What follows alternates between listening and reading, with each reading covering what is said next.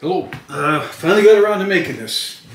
Bigfoot, the Aftermath, was supposed to be story 52D part 2. I'm getting rid of that whole numbers thing that I started years ago. Story 1, story 2. I don't know, I think it's the old training sergeant in me where I got to list everything out, you know. I got to this Bigfoot. You know, the whole thing with Bigfoot encounter in Whitehall was supposed to be one story. And it just kind of grew. There was like so many stories within it. The ghost story, the Meadowy River, and the people, strange people there. And it became, story 52 became like 10 stories. And hopefully I'm going to wrap that up tonight, because I did this Bigfoot Aftermath story. It too was supposed to be one story, and it grew into 3 stories. And so I actually recorded this last night, the whole thing, and it was almost an hour long. And the file was so big I couldn't even upload it. It was just massive. So I've got some admin notes on regarding my channel. Actually, there's so much material to cover in this that I made it a point to take notes and an outline so I don't miss anything. So bear with me, folks. Admin notes concerning the channel. I am not changing the channel name. I was going to change it to Why Do Ghosts Wear Clothes? And enough people pointed out to me that not everything on this channel has to do with the paranormal. You know, I've got some of my amateur music, accordion and guitar and whatnot, attempts at singing even. I can blame my kids for that. They talked me into that. You know what, I've got all kinds of things, beer reviews. So it's not all about spiritual stuff. So really, people gave me enough reasons why I probably shouldn't change it. And so I decided not to. It's going to stay Blumenthol. Sorry for that. I'm kind of flying by the seat of my pants, so to speak, on this channel. I already told you I'm doing away with the whole story numbering thing. I don't know why it took me so long to figure that out, that I don't need that. And my son Tim Jr., who is at the time of this recording working and living in Bangkok, Thailand.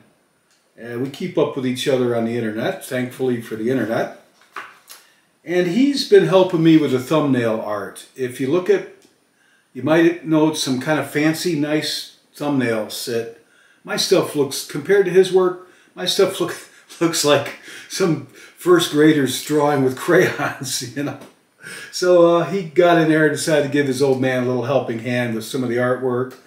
He also encouraged me, after a lot of prodding, to upgrade from doing these with my cell phone to buying this camera. Doing this with a Sony ZV-1 camera right now, and I'm learning to use the camera. I had to change my arrangement here, turn the table around. Unfortunately, I had to get rid of that lamp because it kept wanting to zero in on the lamp. That's now hanging out in the backyard by my barbecue pit, which is nice there. And he's kind of chipping in on this, trying to help me out. He's encouraging me to make more videos and things, and I hope to, God willing, make more videos.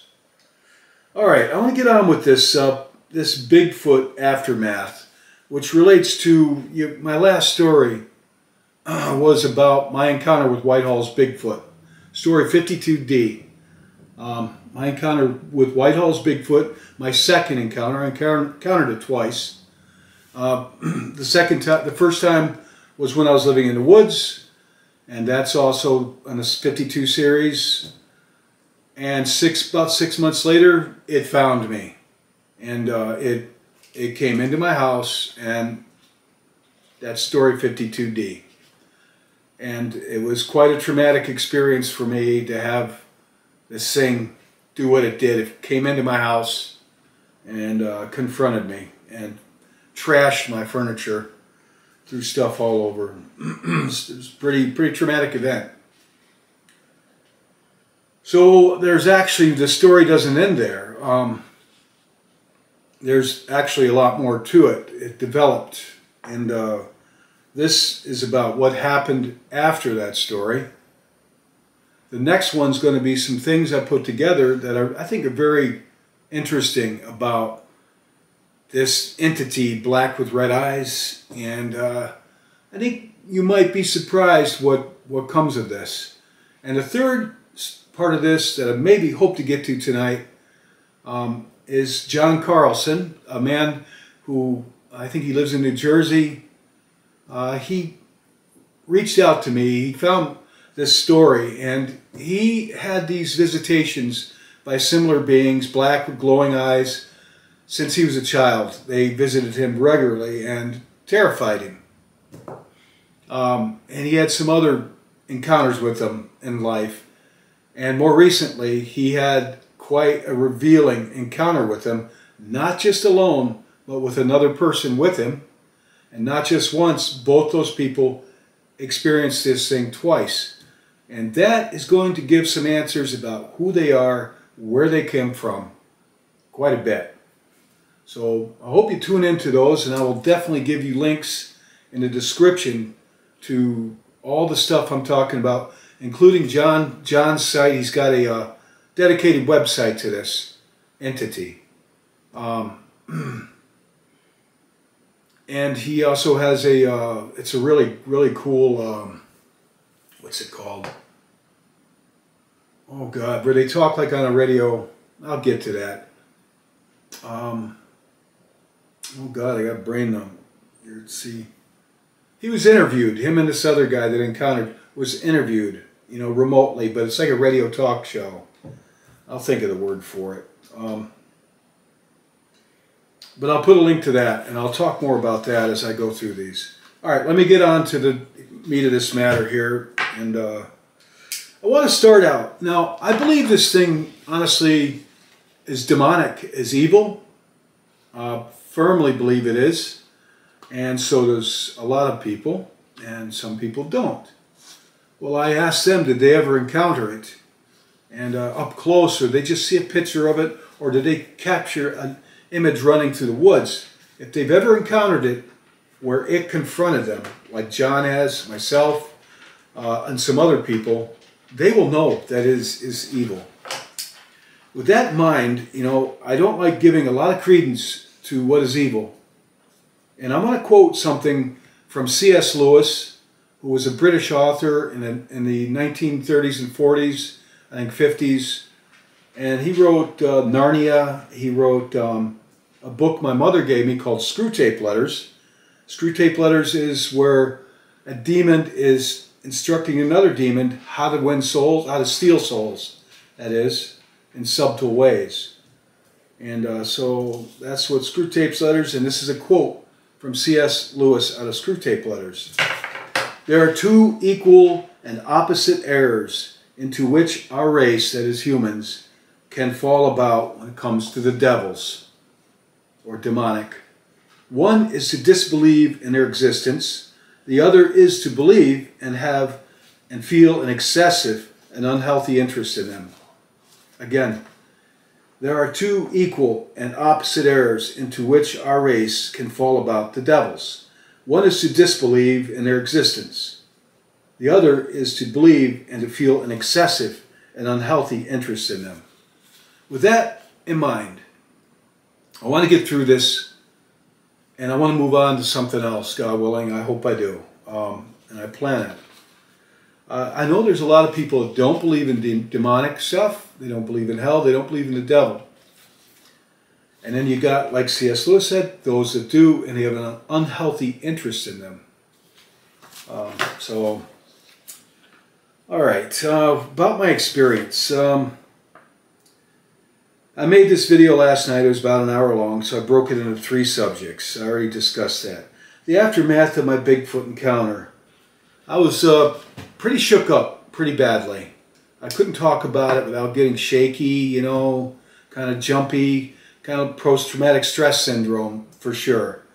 And I think it was a good 5, maybe even 10 years where I could actually talk about this like I am now without getting shaky.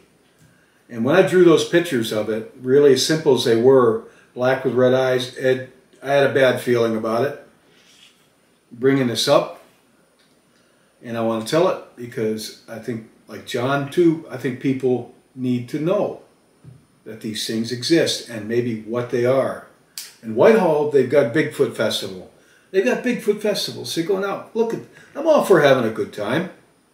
You know, if I thought it was an orangutan or something on the loose, you know, Chewbacca out running around, you know, maybe I'd have some fun looking for it too. But they are not going to find this thing unless it finds them. I'll tell you that much. Yeah, I was pretty shook up.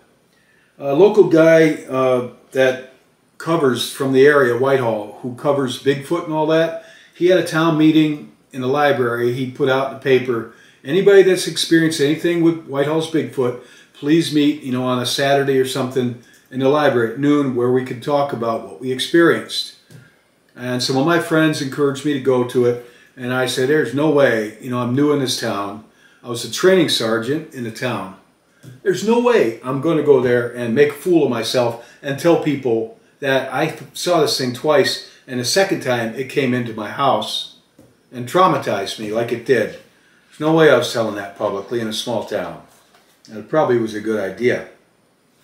Though I did reach out to this researcher years later with a phone call after I'd moved out of the town and told him what happened to me, and he didn't think I was crazy at all. In fact, he said there were others that experienced it that strongly felt it was paranormal in nature, evil. About 2 weeks after this happened, a newspaper article came out, and this researcher put it out in the newspaper about a police officer and some other people that encountered this black thing with glowing red eyes in and around Whitehall. And I will post that old newspaper article at the end of the story. I'll post it in the notes afterwards. Yes, one thing I want to say, that Whitehall, the village, it was probably settled by whites in like the 1730s or something. The French were there long before that. The Indians were there for thousands of years before that. But it went back into colonial time, meaning it went back before America was even United States. It was a British colony. So it's kind of an old settled area and for United States. And there's a lot of water around Whitehall. I'm going to put up some pictures, maps, topo maps of Whitehall with all the water. And I want you to know the canals, the streams, the swamps, the bays. There's a lot of water, because Lake Champlain, that feeds off the St. Lawrence Seaway and forms Lake Champlain, empties out the southern part of it. The basin is where Whitehall Village is. And there's vast swamps and bays there. Really good fishing, among other things. A lot of Revolutionary War ships are scuttled there. I have pictures off. Well, I had a friend, I won't mention his name, back then, who was from there, lived there his whole life. The guy was at the time about 40 years old. And we talked a lot, visited a lot. He was in my guard unit. And he told me that there was, locals had seen in some of the swamps, I think East Bay comes to mind, there were some little islands in these big swamps, like little islands, maybe a few scrubby trees on them, some land. That people had reported seeing large bonfires on one of these islands. And they reported seeing people around these fires. And it was very mysterious, because there's really nothing out there but a vast swamp. And the next day, when they go out there in a john boat or something to investigate, there would be no trace of any people ever being there or any fires at all. So it became quite a mystery. A little bit of local lore there, all right? Take it for what it will, what you will. It's they said they figured it was a cove of witches. I don't know. What would you think? What would you think if you lived by a giant swamp and you saw a fire on a little island in the swamp with people around it, and you went out there in a boat the next day and there's nothing out there, no trace of anything? What would you think? Well, this is what he told me, and honestly, I knew this guy for all the time I lived there, which is about 5 years, 5 years, maybe 6. I knew him, and he was not the sort of guy to make stuff up. He was pretty level-headed. I wanted to mention that. It might be connected. Maybe they're conjuring things up. Who knows? Both times I saw this, there was a swamp involved. The first time I saw this, which is Bigfoot first encounter, it was in a swamp, all right? The creature was in a swamp. Actually, so was I, but on a really old, disused stone bridge. That's out there on, I think it's Castle Creek, off Winters Road. It's on another story, and I'll mention it here with a map. All right, the second time when I encountered it in my house, behind my house, was a swamp. Map again. Kind of scratchy, sorry. Mud Creek, which actually I didn't even know there was a creek back there. I just knew it was a vast swamp, and I never really went back in there for any reason. So both times there's a swamp involved, right? All right, photo off. Here's a map. I guess photo back on. Sorry, I'm just following my notes because I want to get through this. I want to hit everything. All right, here's a map. I probably showed this. I don't know if I've showed this already. But in case anybody's wondering, it shows where I first encountered it in a swamp, and then as the crow flies, straight line to where I encountered it the second time at Mud Creek behind my house. And I know which house it was. I circled the group there. But I don't know the liabilities, so I'm just going to circle the little area where I was living. I won't tell you exactly what house it was. But it was 3 miles, and yeah, there's some swamp there, but I also want you to notice that there's really no vast forest there. It's mostly, it's either farmland or fields or, open fields or swamp, unusable land or water. And my point to this is, picture off, people that think that this is an ape, a hominid of some sort, where's it living? How come it's never, no den, no bones, no anything has ever been found? Nothing. Don't you think people have been living in that area for a long time? I think they've explored every foot of that area, honestly. Where's it coming from? I mean, even people that believe it's an ape and reject that it's something other than flesh and blood, where do they justify, where's it coming from?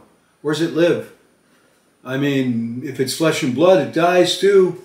How come you never found any bones or cadavers of it? Just wanted to put that out there.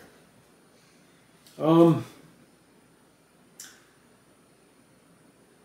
like I said, I've given this matter a lot of thought over the years, and it occurred to me, I hate to say it, occurred to me recently, that thing that I saw the first time in the swamp, it found me, somehow it found me. About 6 months later, when I finally moved out of the woods and I got a place, it found me. It found where I lived, and it came right into my back door. So it's not stupid, far from it. I mean, it's not like it went to town and asked around people, do you know where Tim lives? No, it found me, That's noteworthy. It found me. I always thought, because I was in that, where the first place, I carved Bible verses in trees. And, I was living a very pious life, very close to God, praying a lot, wasn't partying or anything. I was an active duty sergeant in the Army, and maybe, I have no idea. I don't know the motives. I always figure it was evil, and I was a high priority target. I want to say I was brand new to the whole region. This was right before the internet or cell phones, so I didn't have the World Wide Web to read up on things. I had never heard of Bigfoot anywhere. I certainly had never heard of Whitehall's Bigfoot anywhere, ever. So this thing found me. The first time I encountered it, and then it found me where I lived and entered my house a second time. And that's in the Story 52 series. I'm almost done here. my feelings on its nature, and why I saved this story for last. Alright, this story happened a long time ago, but I definitely remembered it. I've written it down, I've told it, thought about it. My first story one has to do with God's angels. I took that with a cell phone like a long time ago, like 2011. And I want you to notice that I was very upbeat and younger, but the feelings I got off talking about God's angels, they were the exact opposite of this thing. And where this is dark and evil, and the angels were the opposite. Good humor, like good company, like not like you think, like statue marbles and stuff. No, they glowed with personality, like they were going to laugh and just smiling. And it was really a very positive experience visually, and the vibe they gave was a very good vibe. Something you just carried with you. When times get dark, you know, I had that little treasure to remember, the twinkle in their eye and the smile on their face as they looked down on me. They looked like a couple of Vikings, you know, giant Vikings with blonde and brown hair, you know, and white, shining, pure robes and such. I describe it in story one.